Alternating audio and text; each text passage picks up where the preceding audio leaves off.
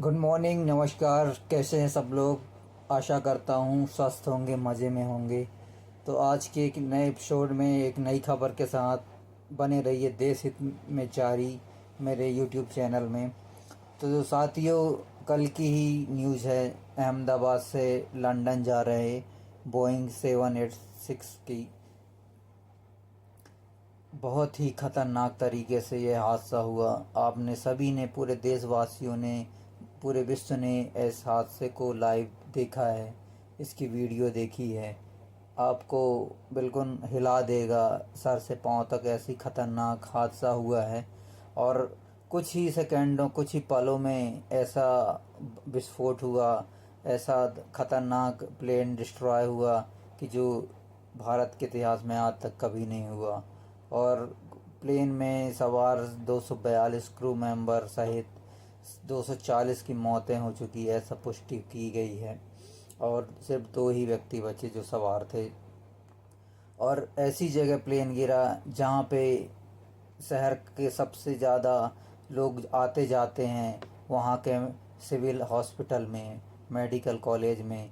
और उस जगह पे गिरा जहाँ पर कम से कम 100-150 व्यक्ति पहले से ही मौजूद थे, उसकी छत पर गिरा। एक हॉस्टल जहाँ पे मेडिकल के स्टूडेंट्स एमबीबीएस कर रहे थे, उन लोगों के ऊपर गिरा। वो खाना खा रहे थे।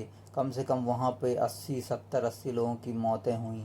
उन सिविल लोगों की, जो वहाँ के एम्प्लॉय थे, डॉक्टर्स थे, कैंटीन के एम्प्लॉय थे, कम से कम 80 लोग वो मारे गए। और साथ ही में प्लेन में सवार सभी लोग, तो कुल मिलाकर 310 से 20 मौतें हुई इस हादसे में।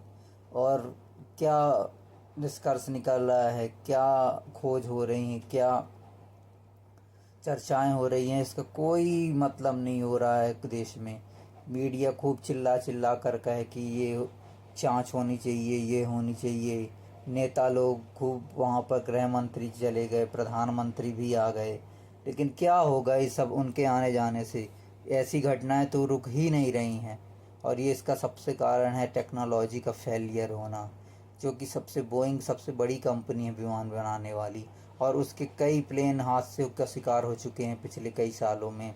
पिछले सालों में अभी हाल ही में नेपाल ही में 1 साल पहले हुआ था, 1 साल पहले ही का, अभी कुछ ही महीने हो सकते हैं, वहाँ पे 72 यात्री मारे गए थे। इसी प्रकार से आज यहाँ पे हमारे अहमदाबाद में ये हादसा हो गया बोइंग का। हालांकि ये एयर इंडिया की फ़्लाइट थी, लेकिन कंपनी तो बोइंग ने ही बनाया था इस विमान को।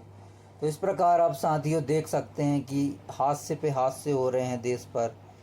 कितने हादसे हो रहे हैं, रोज़ नए हादसे हो रहे हैं। इसके पहले आईपीएल का हादसा हुआ, आरसीबी की टीम वहाँ गई थी बेंगलोर, उस हादसे में कई लोग मारे गए। बाबाओं की भीड़ में मारे जाते हैं, मंदिरों में की भीड़ों में मारे जाते हैं। सड़क पे रोज़, हाईवे पे हादसे हो रहे हैं।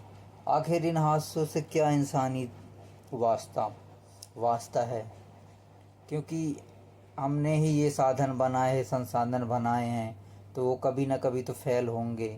चाहे वो आदमी की गलती से हो या फिर उसकी इक्विपमेंट की खराबी के कारण, कुछ ना कुछ तो खामियां ज़रूर होंगी। क्योंकि वो जब चलते हैं तो उनकी रख रखाव, मेंटेनेंस किया जाता है। और फिर अचानक से कभी चलते रास्ते पर ऐसी खराबी आ जाए, जो कि जो चलाने वाला पायलट है या ड्राइवर है, कभी उसको समझ नहीं आ पाएगा, तो हाथ से कुछ ही सेकंड में ही तब्दील हो जाते हैं। और जन धन और माल की बहुत ही हानि होती है। इस प्रकार साथियों, आप देख सकते हैं देश में एक ऐसी आपातकाल स्थिति आ चुकी है, जो हादसों की आपातकाल स्थिति है। इस हादसे की आपातकाल स्थितियों से कैसे निपटें? तो इसका सिंपल सा और एक ही मैं बताऊंगा कि आप जहाँ भी रहें, जैसे भी रहें, सतर्क रहें। कोई भी चीज़ें, अगर आपके जो चीज़ें, अगर आपको अनुभव हो कि क्या हो सकता है मेरे साथ, तो उस चीज़ों को अवॉइड करें, रोकने की कोशिश करें। आप ज़बरदस्ती ये मत सोचें कि भगवान हमें बचा लेगा, या भगवान के भरोसे मत रहें। भगवान कभी किसी को नहीं बचाया है, ना ही बचाएगा। हादसे से आपको को स्वयं और जागरूक और सतर्क रहकर ही बचना पड़ेगा।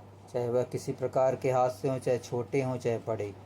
इस प्रकार साथियों, आपको अच्छी वीडियो लगे तो चैनल को सब्सक्राइब करें, फॉलो करें। धन्यवाद साथियों, मिलते हैं एक नई जानकारी के साथ एक नई वीडियो में। तब तक के लिए नमस्कार, जय हिंद, जय भारत।